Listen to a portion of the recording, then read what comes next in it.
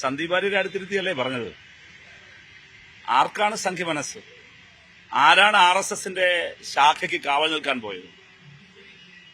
ഇവിടെ ഇന്നലത്തെ ശ്രീ കെ സുധാകരന്റെ KPC പ്രസിഡന്റ് സ്റ്റേറ്റ്മെന്റ് എന്നാണ്.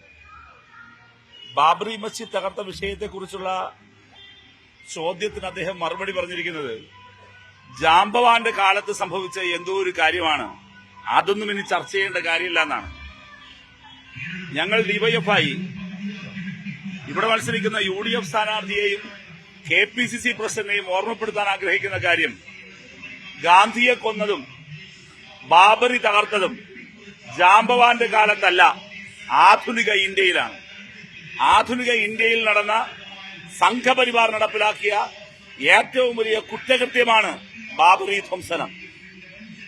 കോൺഗ്രസ് എന്തിനാണ് BJPയുടെ നാവായി മാറുന്നത്? അപ്പോൾ അതുകൊണ്ട് UDFന്റെ സ്ഥാനാർത്ഥി ഞങ്ങളെ പറഞ്ഞതാണ്, മുഖ്യമന്ത്രിയെ പറഞ്ഞു എന്നാണ് പറഞ്ഞത്. ഞങ്ങൾക്ക് ഒരത്ഭുതവുമില്ല. ശ്രീ കെ സുധാകരന്റെ ശിഷ്യത്വത്തിലും ഗോൾവൽക്കറുടെ മുമ്പിൽ താണുവഴങ്ങിയുന്ന VD സതീശന്റെ ശിക്ഷണത്തിലും അതോടൊപ്പം തന്നെ സന്ദീപ് വാര്യരുടെ സാന്നിധ്യത്തിലും ഇതൊക്കെ പറയുന്ന ഒരു അത്ഭുതമില്ല. സർവോപരി മരിച്ചുപോയ കല്യാണിക്കുട്ടിയമ്മയെ ചാരിത്രം ചോദ്യം ചെയ്ത ആളല്ലേ? ആരെങ്കിലും ചെയ്യോ? മരിച്ചുപോയ കല്യാണിക്കുട്ടിയമ്മയല്ലേ?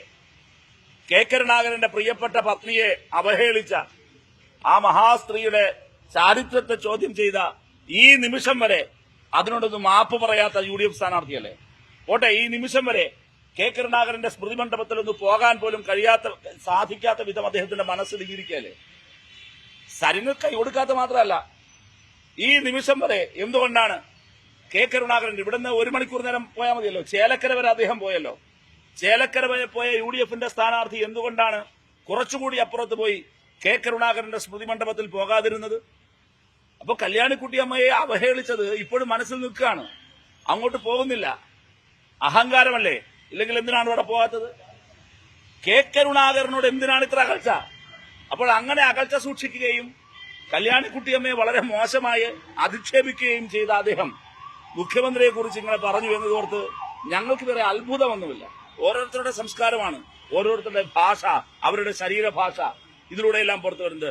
കൽപ്പാത്തി രഥോത്സവ വേദിയിൽ ആരെങ്കിലും ദൈവ സാന്നിധ്യത്തിൽ നിന്നുകൊണ്ട് ക്ഷേത്രനടയിൽ വെച്ചെങ്കിലും ഒരു എതിർ സ്ഥാനാർത്ഥിയുടെ മുഖത്ത് ക്രൂരമായി നോക്കി നിങ്ങൾ കണ്ടല്ലേ? അതാ മനസ്സാണ് പ്രതിഫലിച്ചത്. ഞങ്ങൾക്ക് വേറെ അത്ഭുതമൊന്നുമില്ല കാര്യത്തിൽ. പിന്നെ കൈകൊടുക്കാത്ത മനസ്സ്, അതുകൊണ്ട് അത് അത്ഭുതമൊന്നും ഞങ്ങൾക്ക് തോന്നുന്നില്ല. പാണങ്ങാട്ട് തങ്ങളുമായി ബന്ധപ്പെട്ട് ജമാഅത്തെ ഇസ്ലാമിയുടെ ഒരു പരാമർശം മുഖ്യമന്ത്രി നടത്തിയിരുന്നു, ശ്രദ്ധയിൽപ്പെട്ടിരുന്നത്.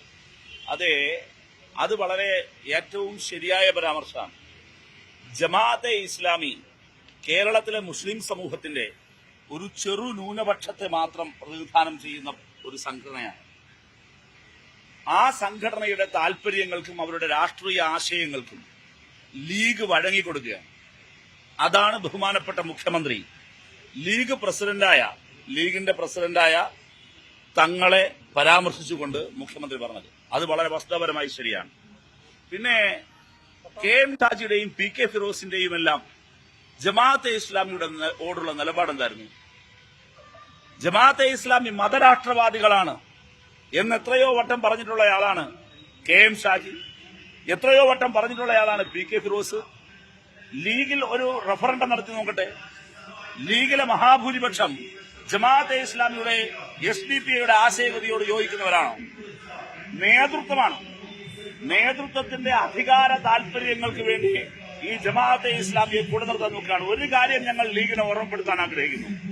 കേരളത്തിലെ മഹാഭൂരിപക്ഷം വരുന്ന മുസ്ലിങ്ങളുടെ മനസ്സ് രാജ്യത്തിനെതിരായി യുദ്ധം ചെയ്ത എന്റെ മകന്റെ മൃതശരീരം മയ്യത്തെനിക്ക് കാണേണ്ടതില്ല എന്ന് പറഞ്ഞ ഉമ്മയുടെ മനസ്സാണ് കേരളത്തിലെ മഹാഭൂരിപക്ഷം വരുന്ന മുസ്ലിം ജനവിഭാഗത്തിന്റെ മനസ്സ്.